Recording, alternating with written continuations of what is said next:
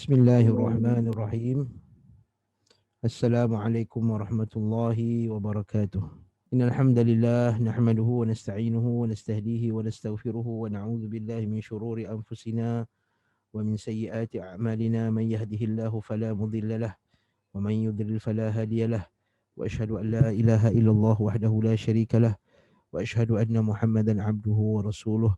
يا أيها الذين آمنوا اتقوا الله حق تقاته ولا تموتن إلا وأنتم مسلمون. يا أيها الناس اتقوا ربكم الذي خلقكم من نفس واحدة وخلق منها زوجها وبث منهما رجالا كثيرا ونساء واتقوا الله الذي تساءلون به والأرحام إن الله كان عليكم رقيبا. يا أيها الذين آمنوا اتقوا الله وقولوا قولا سديدا يصلح لكم أعمالكم ويغفر لكم ذنوبكم ومن يطع الله ورسوله فقد فاز فوزا عظيما. أما بعد فإن أصدق الحديث كتاب الله وخير الهدي هدي محمد صلى الله عليه وسلم وشر الأمور محدثاتها وكل محدثة بدعة وكل بدعة ضلالة وكل ضلالة في النار. Ikhwah wa akhawat rahimani wa rahimakumullah. Disambung bab yang ke-23 daripada Sahih Muslim daripada kitab At-Taharah, babul mashi 'ala an-nasiyati wal 'imamah. Bab mengusap bahagian depan kepala, 'ala an-nasiyah dalam bahasa Arab. Berkata al-Imam Nawawi rahimahullahu taala, babun al-mashi atau babul mashi 'ala an-nasiyah.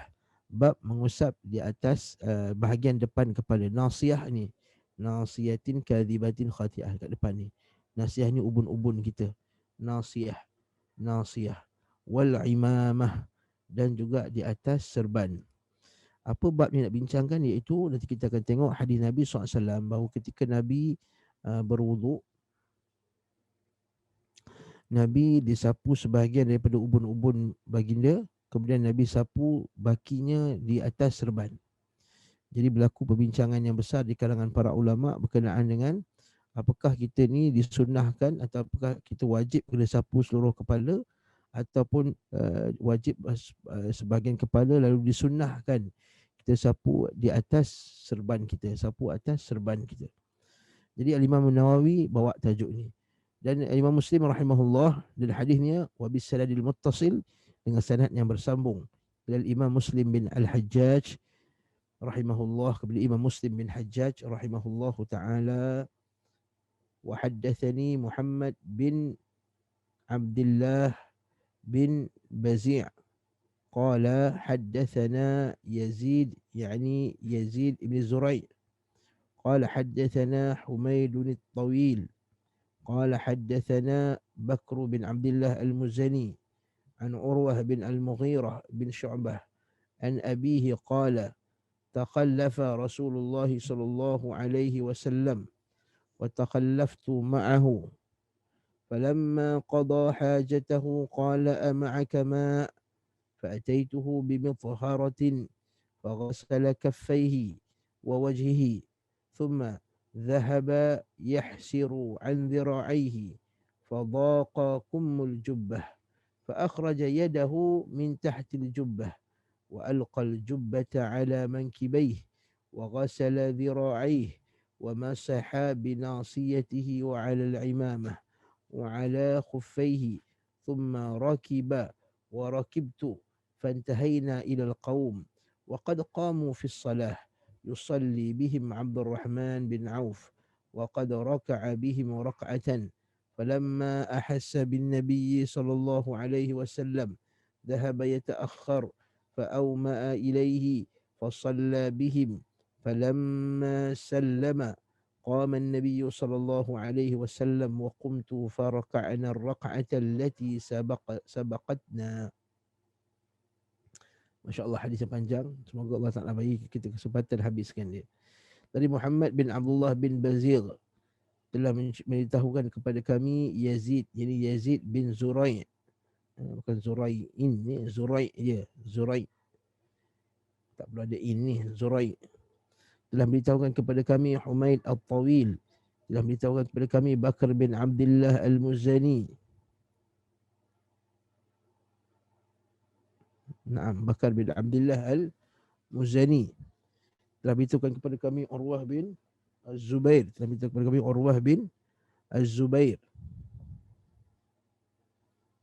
Afwan, bukan Zurah, Urwah bin Al-Mughirah. Afwan, Urwah bin Al-Mughirah bin Syu'bah. Dari ayahnya Al-Mughirah bin Syu'bah. Ia berkata suatu ketika, okay, kita berhenti kat situ dulu, dekat sanad dulu. Jadi Muhammad bin Abdullah bin Bazih telah minta kepada Yazid bin Zurai daripada Humaid Al-Tawil.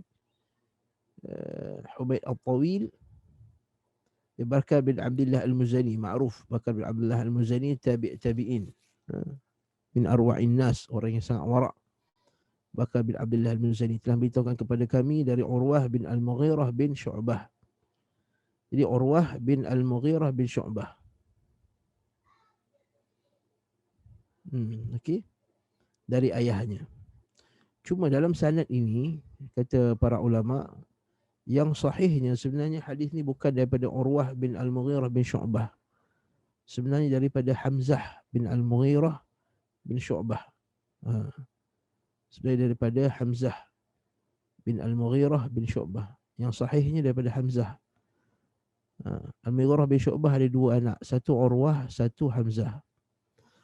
Jadi dalam sanad ini, yang ini Muhammad bin Abdullah bin Bazir, dia telah tersilap, dia telah waham, dia telah bawa satu kesilapan yang menyebabkan riwayat ini jadi syadz. Sebenarnya yang mahfuz, yang sahihnya, dia kata para ulama, semua anak-anak murid Yazid bin Zurai, semua anak-anak murid Yazid bin Zurai yang lebih alim, yang lebih fiqah daripada Muhammad bin Abdullah bin Bazir, telah meriwayatkan hadis ini dengan sanad daripada Hamzah bin Al-Mughirah bin Syu'bah. Daripada Hamzah bin Al-Mughirah bin Syu'bah. Yang ni yang hadha huwa sahih. Ini pendapat yang lebih sahih dalam masalah ini. Sebab itulah kata Al-Hafiz Ibn Hajar Al-Asqalani, riwayat Isa bin Amir anna Humaydin innama sami' bin Anas. Okay? Dia kata kesilapan orang yang riwayatkan ini daripada kesilapan ini bukan daripada Imam Nawawi rahimahullah seperti yang disebahkan oleh sebahagian orang. Okey. Dia sebahagian yang menisbahkannya kepada Imam Nawawi. Salah tu bukan Imam Nawawi. Salah tu daripada guru Al-Imam Nawawi, iaitu Muhammad bin Abdullah bin Bazir. Muhammad bin Abdullah bin Bazir ni dia perawi yang thiqah. Muhammad bin Abdullah bin Bazir perawi yang thiqah. Tetapi ialah kita kata inilah dalil bahawa perawi yang thiqah sekalipun dia boleh tersilap, dia boleh tersilap dalam meriwayatkan hadis. Dia tersilap dengan apa? Dia sebut daripada Urwah bin Al-Mughirah bin Syu'bah. Sebenarnya yang riwayatkan daripada Yazid bin Zurai, maksudnya yang akran, dia panggil akran. Akran ni maksudnya satu batch dengan Muhammad bin Abdullah bin Bazir yang riwayatkan daripada Yazid bin Zurai. Contohnya nama dia Musaddad bin Musarhad. Dia riwayatkan daripada Yazid bin Zurai daripada Hamzah bin Al-Mughirah. Daripada Hamzah bin Al-Mughirah. Okey. Begitu juga daripada jalan yang lain. Daripada Humaid bin Mas'adah. Daripada Amru bin Ali Al-Fallas. Maksudnya diriwayatkan daripada Yazid bin Zurai ini ada Amru bin Ali Al-Fallas. Satu. Yang kedua ada Humaid bin Mas'adah atau Mus'idah. Yang ketiga Musaddad tadi. Okay, semua yang riwayatkan daripada Yazid bin Zurai ini semua kata daripada Hamzah bin Al-Mughirah bin Syu'bah, bukan daripada Urwah. Okey, waqad ittafaqa thalathatu min al-huffaz alladhina rawu al-ahadith an Yazid bin Zurai. Telah sepakat ketiga yang ini yang riwayatkan daripada hadis Yazid bin Zurai ala anna Bakr al-Muzani innama rawahu an Hamzah. Jadi Bakar bin Muzani ini sebenarnya diriwayatkan daripada Hamzah. Daripada Hamzah. Okey, la an Urwah. Jadi riwayat Muhammad bin Abdullah bin Bazir, Muhammad bin Abdullah bin Bazir ini mukhalifan lahum, telah berkhilaf dengan mereka, haitsu ja'alahu anil Bakr an Urwah bin Al-Mughirah. Tu'tabar syadzah. Maka jadilah hadisnya hadis syadz. Hadis syadz ni apa tuan-tuan? Hadis syadz ni kita boleh kata macam ni, iaitu riwayat seorang perawi yang fiqah, perawi yang dipercayai, yang berlawanan dengan, yang berbeza dengan riwayat dia beza dengan riwayat orang yang lebih thiqah daripadanya. Orang yang lebih thiqah. Dan ada mukhalafah, ada pertentangan. Okey. Kalau pertambahan dia itu lain. Ini pertentangan, ada perbezaan. Okey. Lepas tu kata Syekh kat sini, dia kata wal riwayah wal hasil an al hadith marwi an Hamzah. Jadi kesimpulannya hadis yang sahih riwayat daripada Hamzah. Wal Urwah bin al-Mughirah bin Syu'bah. Lakin riwayat, dia kata okey, kalau ada orang tanya, bukankah riwayat boleh juga hadis ni riwayatkan daripada Urwah bin al-Mughirah? Kalau ada orang kata, orang pertikaikan, ya mungkin yang mungkin Abdullah bin Bazir ni riwayatkan dengan jalan daripada Urwah. Dia kata. Tetapi jawab balik ialah Bakar bin Abdullah al-Muzani ini tidak riwayatkan hadis ni melainkan daripada Hamzah sahaja. Tak ada jalan lain. Dan tak ada ulama lain yang riwayatkan, tak ada jalan lain yang Bakar bin Al-Muzani riwayatkan hadis ini melainkan daripada Hamzah saja. Jadi kalau kata mungkin jalan lain kot Bakar bin Muzani ambil jalan Urwah, itu tak sahih, tak ada, tidak wujud. Okey. Naam. Walhasil an al-hadith marwiyun an Hamzah wa Amru ibn al-Mughirah bin Syu'bah. Lakin riwayat Bakar bin Muzani innama hiya an Hamzah bin al-Mughirah. Sesungguhnya riwayat Bakar al-Muzani ini hanya daripada Hamzah bin al-Mughirah bin Syu'bah. Naam. Dan riwayat daripada Hamzah ada pula disebut dalam riwayat lain seperti dalam An-Nasa'i dan juga riwayat Ibnu Awanah. Dan lain-lain. Barakallahu fiik. Jadi kesimpulan dia, jadi walhasil, jadi kesimpulan dia apa? Yang sahih riwayat ini daripada Bakar bin Abdullah al-Muzani datang semuanya daripada Al-Mughirah, daripada Hamzah bin Al-Mughirah bin Syu'bah, dari ayahnya Al-Mughirah bin Syu'bah, sahabi jalil, sahabat yang terkenal, sahabi jalil. Kita huraikanlah berkenaan dengan Al-Mughirah bin Syu'bah, Al-Mughirah bin Syu'bah. Barakallahu fiik. Jadi ini boleh kita kata contoh hadis syadz lah. Masya-Allah, insya-Allah. Ini contoh hadis syadz yang sangat bagus untuk siapa yang mempelajari ulumul hadis. Selain daripada contoh-contoh yang dalam kitab biasanya, jadi kita tengok sekarang ni dengan real. Jadi kita tengok dengan depan mata kita sendiri contoh-contoh berlakunya hadis syadz. Tapi kalau ada orang kata pula, Ustaz, bukankah hadis syadz termasuk daripada hadis yang dhaif? Bukankah hadis syadz hadis yang dhaif? Kita kata ya, kalau dia tidak ada jalan lain yang sahih. Sekarang ni kita ada jalan lain yang sahih yang menceritakan hadis ini. Seperti riwayat An-Nasa'i, maka hadis ini walaupun sanad ini dengan sanad ini syadz, tetapi hadis ini sahih. Jadi kita kena faham, bukanlah secara mutlaknya bila syadz semua ditolak. Tak. Okey, maksudnya kalau sanadnya, matannya sahih, teksnya sahih, ada jalan-jalan lain, maka tidak memberi mudarat syadznya jalan Abdullah bin Bazir, Muhammad bin Abdullah bin Bazir ini tadi kepada kesahihan, kepada taraf kesahihan hadis yang kita sedang bincangkan. Barakallahu fiik. Baru kita masuk pada matannya. Suatu ketika Rasulullah sallallahu alaihi wasallam tertinggal. Takhallafa Rasulullah sallallahu alaihi wasallam, ay ta'akhkhara 'anil nas. Nabi SAW terlewat. Terlewat apa ni? Terlewat untuk bersama-sama dengan para sahabat yang lain dalam satu misi ketenteraan. Takhallafa. Wa takhallaftu ma'ahu. Maka aku pun terikut tertinggal bersamanya kerana perintah Nabi SAW. Kan kita baca sebelum ni, iaitu kata, ikut aku Al-Mughirah, wahai Mughirah ikut aku. Nabi SAW suruh Al-Mughirah ikut Nabi. So apa Nabi kata? Takhallaf ya Al-Mughirah. Dari riwayat An-Nasa'i, Nabi kata takhallaf ya Mughirah. Wahai Mughirah, kau tunggu dulu, bagi orang lain jalan dulu. Wamdu ayyuhan nas. Dan orang lain jalan dulu. Nabi tak nak terlewat. Maksudnya biar orang lain jalan dulu, kita tinggal dulu, wahai Mughirah. Okey.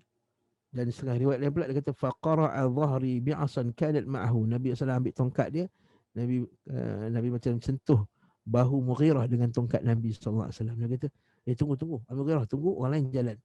Okey. Fa'adaltu. Falamma qada hajatahu, maksudnya Nabi nak suruh orang lain pergi dulu. Okey. Dan bila Nabi SAW selesai, setelah beliau buang air, sama ada buang air besar atau buang air kecil, beliau bertanya, qala ama'aka ma? Nabi tanya, adakah bersama kamu air? Lalu saya pun menyodorkan, iaitu paskan mitharah. Mitharah ni apa dia? Bekas air. Okey. Dia sebenarnya boleh baca dua, matharah dengan mitharah. Macam kita dalam bab siwak, Nabi kata as-siwaku matharatun lil fami. Siwak itu adalah pembersih mulut. Jadi macam tu juga air ini macam bekas untuk membersihkan. Dia panggil mitharah. Maksudnya bekas yang ada air dalamnya atau benda yang digunakan untuk membersihkan dia panggil mithar atau mathar. Okey, mithar ataupun mathar. Macam kita wuduk dengan wuduk tu lah kan. Okey. Mithar dengan mathar. Wal jam'u matahir qala al-Fayyumi. Ayu, aku datangkan padanya dengan satu bekas air. Yang kita baca sebelum ni satu ember idawatan. Satu bekas daripada kulit yang dibuat daripada satu bekas air yang dibuat daripada kulit yang kita bincang banyak kali dah sebelum ni, iaitu diambil daripada perempuan musyrikah. Kemudian beliau sallallahu alaihi wasallam membasuh kedua tapak tangan dan wajahnya. Yang ni, hadis ini menjelaskan apa yang kita baca sebelum ni, sebab yang sebelum ni dia tak jelaskan dengan jelas basuh apa tangan. Kat sini ada basuh tapak tangan. Bahawa sunnah Nabi basuh tapak tangan ketika nak wuduk dan membasuh wajahnya. Dan beliau berusaha menyingsingkan lengannya, tetapi lengan bajunya sempit. Okey, lengan bajunya sempit. Bahkan dalam setengah riwayat, riwayat Urwah bin Al-Mughirah, riwayat abang tadi, adik-beradik tadi, dia kata wa ghassala yadayhi thalathan. Nabi basuh 3 kali tangan tu. Dalam setengah riwayat dia sebut bahawa Nabi membasuh tangannya 3 kali. Basuh tangan kat sini ni, dia basuh tangan 3 kali. Menunjukkan bahawa Nabi membasuh dengan sempurna. Nabi membasuhnya dengan sempurna. Thumma dhahaba yahsiru. Kemudian Nabi pun yahsiru. Kalau tengok bahasa Arab ni, yahsiru iaitu menyingsingkan. Iaitu cuba nak lipat. Okey. Yakni kasyafathu, yakni kasyafahu, iaitu membukanya, menarik lengannya, menyingsingkan lengannya, tetapi baju beliau sempit. Kum ni maksudnya kita punya lengan tu sempit. Okey. Wadaqa kumul jubbah, maka sempitlah jubah itu, baju tersebut. Kemudian beliau mengeluarkan tangannya, wa akhraja yadahu, mengeluarkan tangannya. Nampak sini satu tangan ke dua tangan, wallahu alam, tapi rupa-rupanya ada riwayat lain daripada Abi Daud, Nabi mengeluarkan kedua tangannya. Dari riwayat Abu Daud ada Nabi keluarkan kedua tangannya. Nabi keluarkan kedua tangannya, maksudnya bukan satu tangannya, di bawah jubah tersebut, dan meletakkan jubahnya di atas kedua pundaknya, di atas kedua bahunya. Okey. Wa alqal jubbata ala mankibaih wa ghassala dhira'aihi. Dan kemudian Nabi membasuh kedua tangan. Kali ini kedua tangan ni bukan basuh yang sunat tadi, ini basuh yang wajib sampai ke siku. Kemudian beliau mengusap, okey, yang ni point dia. Kemudian beliau mengusap kepala bahagian depan. Okey. Wa masaha binasiyatih. Wa masaha, bahasa Arab ni, wa masaha binasiyatihi. Binasiyatihi. Nabi membasuh kedua tangannya. Dan kemudian Nabi sapu nasiyah. Nasiyah ni bahagian depan. Kemudian Nabi pula wa alal imamah. Dan juga sapu, usap pula di atas imamah. Imamah ni serban. Kemudian serta bahagian atas kedua sepatunya. Inilah jadi perbincangan ulama dalam hadis ni, iaitu bab berkenaan dengan sapu atas imamah. Sapu atas imamah. Okey. Bagi sebahagian ulama, dia kata, ini dalil bahawa tak cukup kalau kita sapu sebahagian. Kita kena sapu seluruh kepala. Sebab Nabi SAW, nampak tak? Dia sapu sikit, kemudian dia sapu seluruh kepalanya. Kalaulah sapu sebahagian saja dah cukup, maka kenapa Nabi nak sapu di atas di atas serbannya? Jadi, inilah pendapat, ya, sebahagian ulama kata bahawa wajib sapu seluruh kepala. Ini pendapat Ahmad, bahawa wajib sapu seluruh kepala. Tetapi ulama Syafi'iyah lain pula dia pandang part ni. Qala An-Nawawi rahimahullahu taala, Al-Imam An-Nawawi rahimahullahu taala dia pandang macam ni. Dia kata hadza mimma ihtajja bihi ashabuna. Inilah hadis yang menjadi hujjah bagi ulama-ulama kita, ashabuna, iaitu ulama-ulama Syafi'iyah, ala anna masha ba'd ar-ra'si yakfi, bahawa sapu sebahagian kepala itu dah cukup. Inilah hujah, inilah kenapa orang kita, orang ulama Syafi'i, orang kita yang kebanyakan yang belajar cara mazhab Syafi'i, dia akan sapu, letak air dekat ubun-ubun, betul tak? Kenapa ubun-ubun, kenapa tak letak kanan, kiri atau bawah? Sebab Nabi SAW sapu atas ubun-ubun dia. Jadi inilah hujah mazhab Syafi'i, kata yang wajib tu sebahagian dari kepala sahaja. Sebahagian dari kepala. Nabi sapu sebahagian. Habis tu yang sapu seluruh tu itu sunat. Itu sunat dalam mazhab Syafi'i. Macam mana cara ulama Syafi'iyah faham? Dia kata apa? Kerana Nabi menyapu sebahagian kepala saja dah cukup. Wala yashtaritul jami'. Nabi tak mensyaratkan suruh sapu semua. Li'annahu, kata Imam Nawawi, kerana law wajabal jami', kalaulah semua sapu seluruh kepala tu wajib, lama iktafa bil imamah, maka dia tak cukup dengan imamah anil baqi. Maka tak cukup, tak mungkin Nabi biarkan serban dan kemudian Nabi sapu atas serban saja. Tak mungkin kalau dia wajib. Sebab apa? Kerana al-jam'u bainal asli wal badal fi 'adwin wahid la yajuz. Ini kaedah ulama Syafi'iyah pegang. Kerana menggabungkan yang asal dan yang ganti. Okey, yang asal apa? Yang asal dia apa? Asal basuh. Yang ganti al-badal, yang al-asal al-badal. Yang badal maksudnya gantilah. Ialah sapu. Okey. Kata Imam Nawawi rahimahullah, kerana menggabungkan al-aslu wal badlu pada satu anggota, la yajuz. La yajuz maksudnya tak boleh. Mana boleh gabungkan. Lalu Imam Nawawi bagi contoh. Kama law masaha ala khuffin wahid. Contohnya kalau kita pakai khuf. Sebelah pakai khuf, sebelah tak pakai khuf. Kita sapu sebelah dengan khuf, sebelah lagi kita basuh kaki. Wa ghasala rijlil ukhra, wa rijlal ukhra, dan dia basuh satu lagi, kalau lagi. Dia tak boleh gabung. Maksudnya satu sebelah dia sapu atas khuf, sebab sapu atas khuf itu badal, pengganti. Dan sebelah lagi Nabi basuhnya. Barakallahu fiik.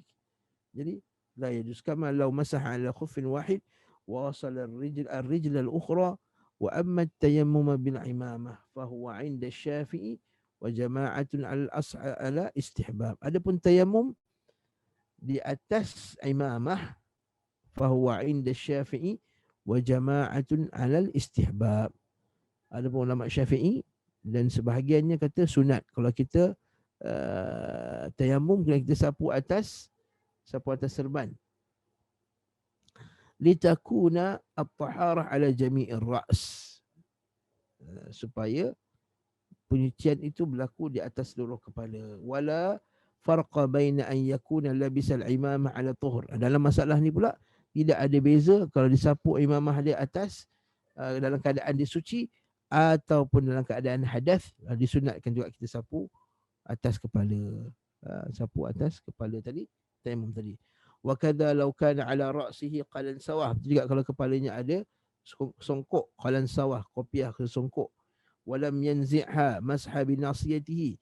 Dia boleh dia tolak, dia sapu sikit atas dia punya nasiyah dia atau ubun-ubun dia, kemudian yang lain ni disapu atas nasiyah dia. Jadi macam tu juga dia kiaskan dalam masalah perempuan pakai tudung. Ini perempuan pakai tudung, bila dia nak ambil wuduk, dia sapu sikit dekat dia punya ubun-ubun dia, dan dia ambil air tu dia basahkan sikit je. Kan susah sangat pun. Tak adalah jadi macam mudarat gila lah, berat gila.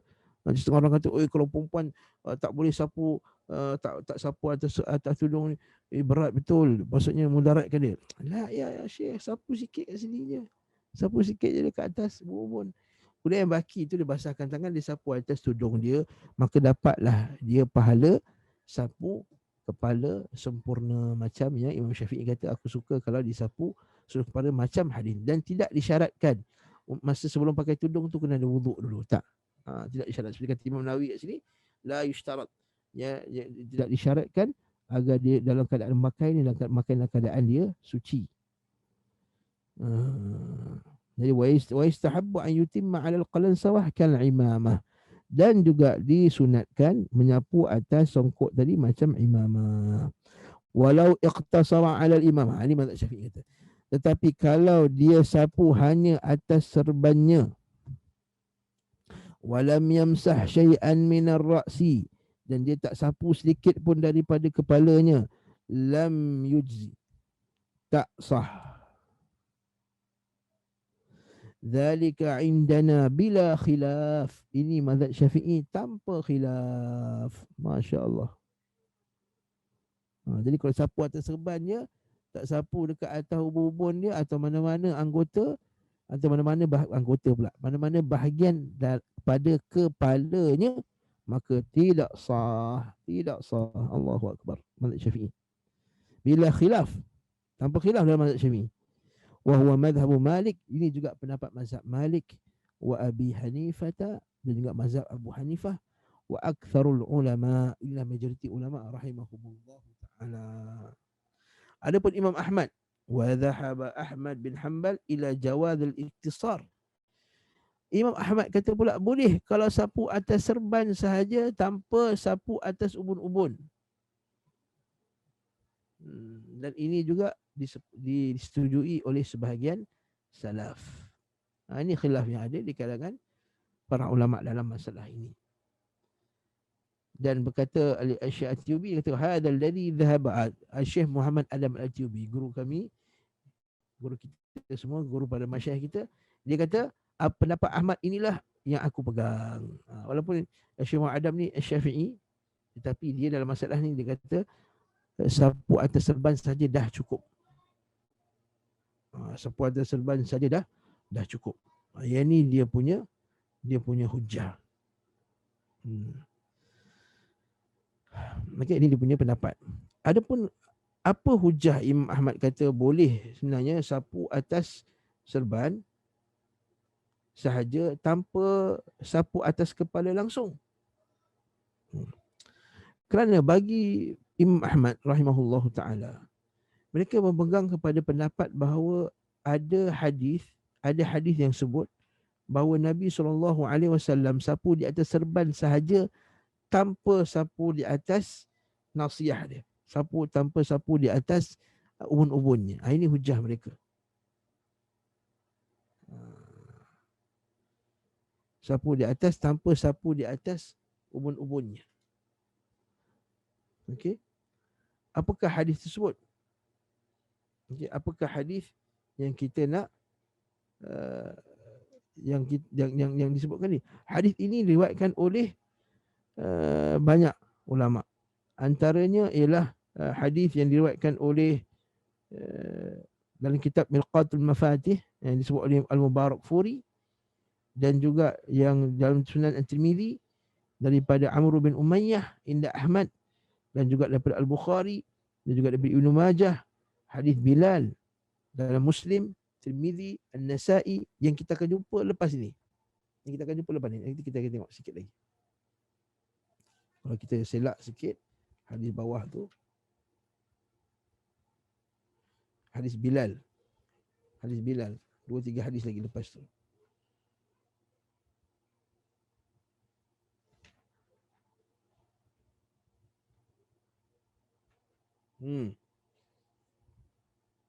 Al-khuffaini wa al-khimar. Hadis bawah ni.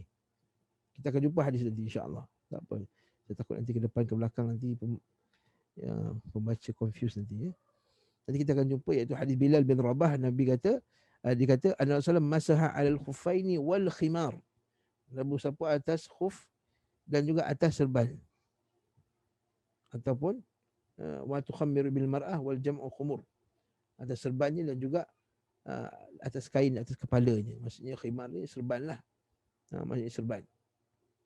Jadi hadis ni dipegang oleh Imam Ahmad rahimahullahu taala, iaitu boleh sapu atas kepala tanpa sapu pada ubun-ubun. Tanpa menyapu di atas ubun-ubun. Cuma hadis ni nanti kita akan sampai bab dia kita akan bincang. Imam Daruqutni dia bincang panjang dan dia bantah, dia kata hadis itu ada illah. Jadi ulama-ulama yang kata hadis yang sapu hanya atas serban saja, tidak sapu atas kepala itu, dia bagi macam-macam alasan lah. Dekat sini ada lebih kurang 10 alasan kenapa tak boleh berpegang kepada hadis yang sapu atas serban sahaja.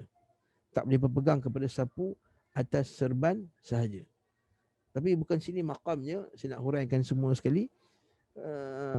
Ni kita boleh pada pengajian-pengajian yang lebih dalam lah. Kita tak nak sebut semua sebab ada masalah-masalah usul fiqh yang dibincangkan dalam, seperti masalah ma'lul, hadisnya ada illah. Okey. Dan dia kata hadis ni khabar ahad. Nanti nak kita bincang masalah khabar ahad pula. Kemudian dia kata Allah Subhanahu Wa Taala telah memfardukan sapu atas kepala, sedangkan hadis yang sapu atas serban itu boleh ditakwil lagi. Okey. Dan boleh dikata sapu atas serban tu umum, dan hadis Mughirah bin Syu'bah ni lebih khusus.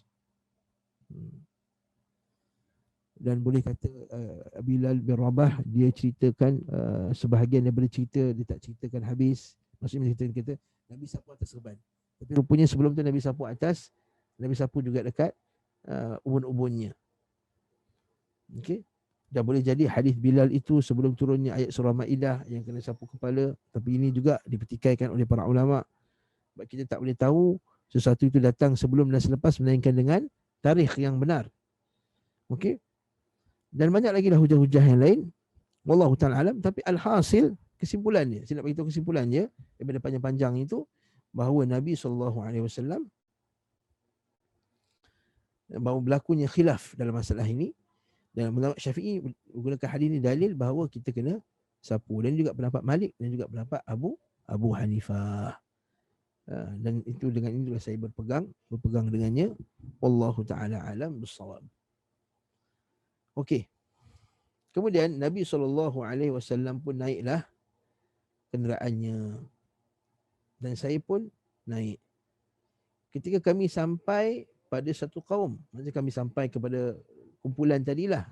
Satu kaum ni maksudnya nanti orang ingat satu kaum yang lain pula. Tak, maksudnya kita sampai pada kumpulan manusia tadi, maknanya grup tadi, ternyata salat telah didirikan. Yang menjadi imam saat itu ialah Abdurrahman bin Auf. Ini menarik. Menjadi imam ketika itu ialah Abdurrahman bin Auf. Ini nanti akan jadi dalil bahawa Nabi SAW pernah menjadi makmum. Nabi SAW pernah menjadi makmum kepada sahabat lain. Okey. Yang menjadi imam saat itu adalah Abdurrahman bin Auf yang telah berlalu 1 rakaat. Manakala ia, Abdurrahman bin Auf, merasakan kedatangan Nabi SAW, maka dia pun nak mundur ke belakang. Maksudnya nak undur, nak suruh Nabi SAW ganti jadi imam. Macam Abu Bakar Siddiq punya kisah. Ketika Nabi sakit kan. Maka dia mundur ke belakang, tapi beliau memberi isyarat kepada Nabi kita. Nabi bagi isyarat stay. Nabi bagi isyarat supaya dia kekal di tempatnya.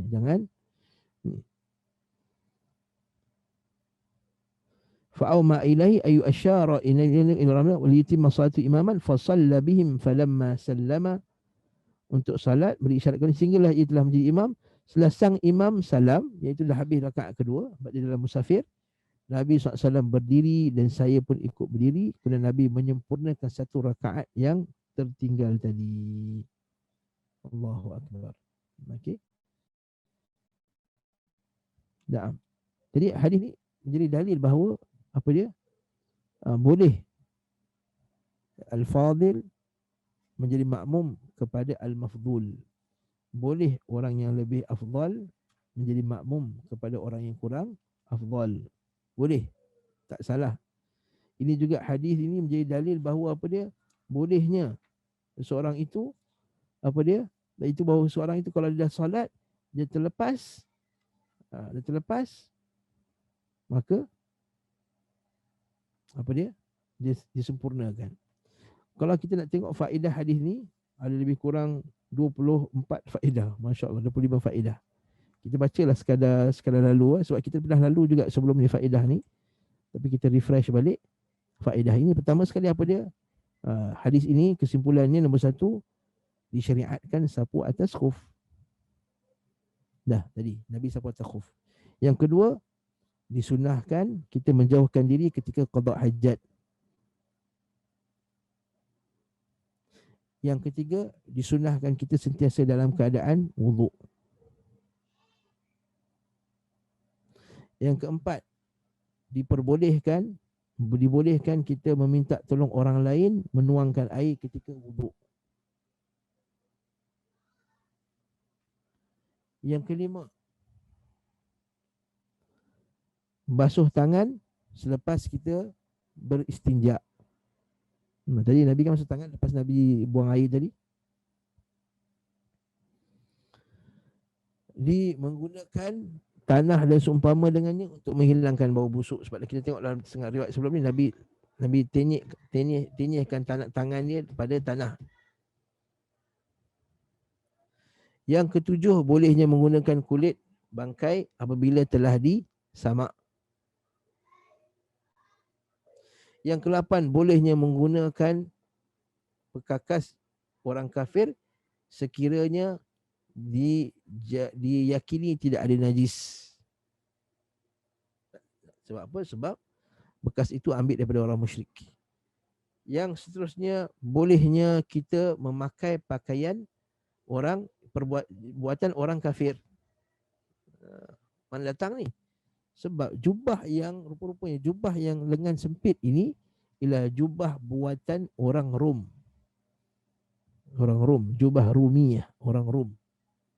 Maknanya orang Rom yang buat baju macam tu. Maksudnya macam kita lah, kita pakai baju buatan luar.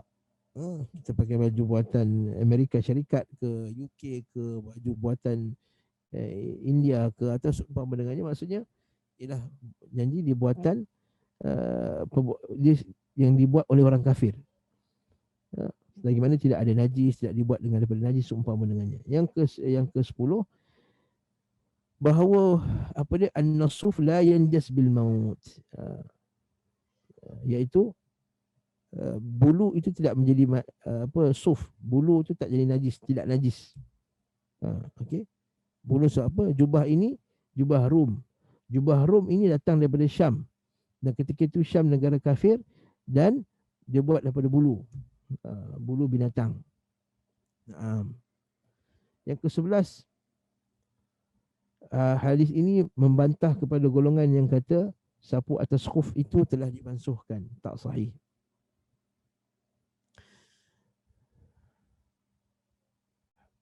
Yang ke-12, hadis ini dalil bahawa bila kita dalam musafir, kita boleh pakai pakaian yang agak singkat. Sebab jubah yang Nabi pakai ini macam baju yang tak labuh-labuh lah, tak besar-besar. Macam kita lah bila kita musafir, macam setengah orang, macam saya sendiri, kalau kita pergi kuliah, kita pakai jubah. Dan bila kita musafir dan nak jalan jauh, kita akan pakai baju yang lebih selesa untuk musafir. Tidak, Nabi SAW pakai jubah yang lengannya pendek dan sempit. Tadi. Okey, baju yang selesa lah untuk kita nak bergerak. Maksudnya. Itu yang ke-12. Okey.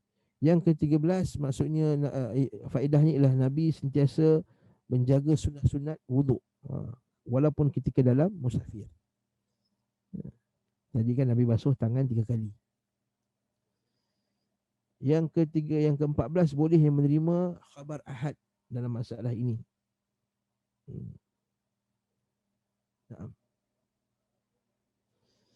Yang ke-14 bahawa membasuh al-iqtisar ala ghusl mu'dham al-mafrud ghusluhu la yujzi.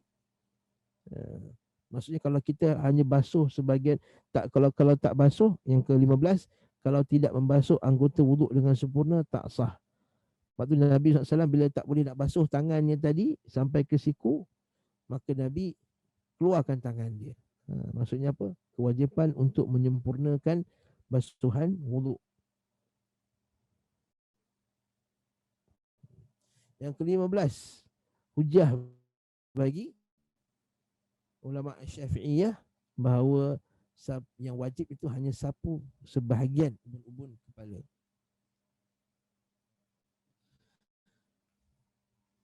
Yang ke-16, hadis juga hujah bagi ulama yang kata wajib sapu seluruh kepala.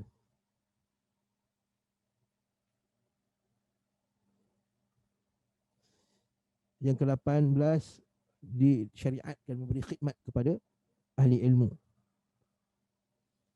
Yang ke-19, bolehnya orang yang afdal lebih afdal menjadi makmum orang yang kurang afdal.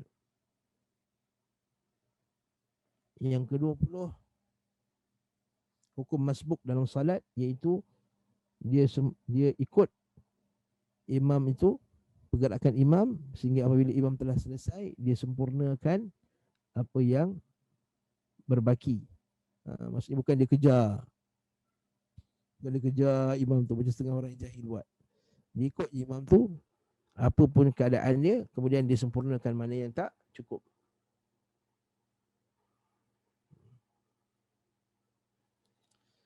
Yang ke-20,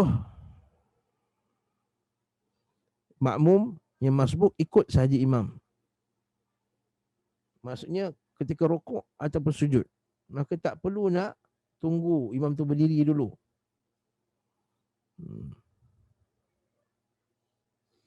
Okey. Hadis disebut maka Nabi dan terus mundur dan Nabi terus ikut. Nabi terus jadi makmum. Nabi tak kata Nabi menunggu ketika dia berdiri. Nampak tak?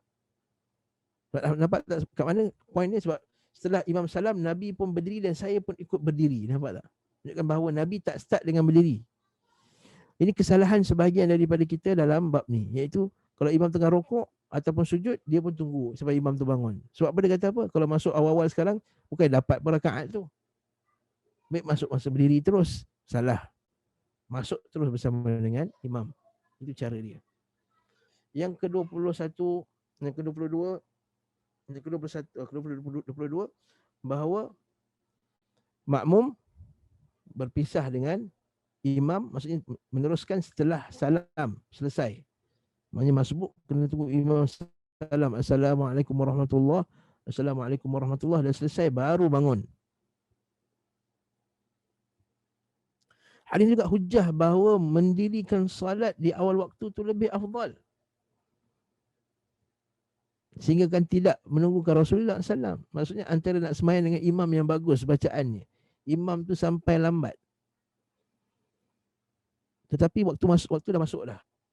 Mana nak sembahyang awal bagus ke atau sembahyang lewat sikit bersama imam yang baca sedap? Maka tak syak lagi, sembahyang awal tu lagi bagus. Sembahyang awal tu lagi bagus.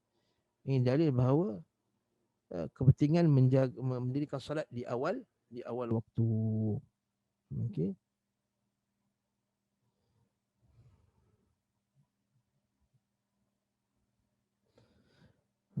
Hadis ini juga dalil bahawa kalaulah imam ratib, maksud imam yang telah ditetapkan untuk menjadi imam terlewat, maka boleh digalakkan untuk jemaah-jemaah tolak seorang jadi imam. Macam inilah. Berarti imam yang sepatutnya Nabi Muhammad SAW. Sebab dia ketua pemerintah. Tapi bila terlewat, boleh diorang pun tolak Abdul Rahman bin Auf. Dengan syarat orang yang ditolak tu mestilah orang yang bagus, akhlaknya sesuai dengan syarat jadi imam. tak datang padanya fitnah, tak pula mendatangkan fitnah, maksudnya menyebabkan nanti berlaku pergaduhan, mendatangkan fitnah. Tapi kalaulah ada fitnah, maka tunggu je lah. Okay. Tunggu je lah. Ataupun dia boleh solat bersorangan dulu, mereka solat bersorangan, kemudian kalau datang imam, baru solat berjamaah. Okay. Mana datang dalil ni? Iaitu hadis Nabi SAW. Nabi kata kepada Abu Dhar, kaifa anta idza kanat alayka umara yuakhiruna as-salata an waqtiha atau yumituna as-salata an waqtiha. Nabi kata, macam mana kamu nanti? Nabi kata ke Abu Dhar, wahai Abu Dhar, macam mana keadaan kamu kalau nanti datangnya pemerintah kamu nanti yang mereka akan melewatkan solat. Mereka tak jaga untuk solat betul-betul. Apa nak buat? Maka Nabi kata, maka kata Abu Dhar, aku tak tahu ya Rasulullah, apa yang kamu perintahkan? Maka Nabi kata, salli salata li waqtiha, kamu salat pada waktunya, fa in adraktaha ma'ahum fasalli.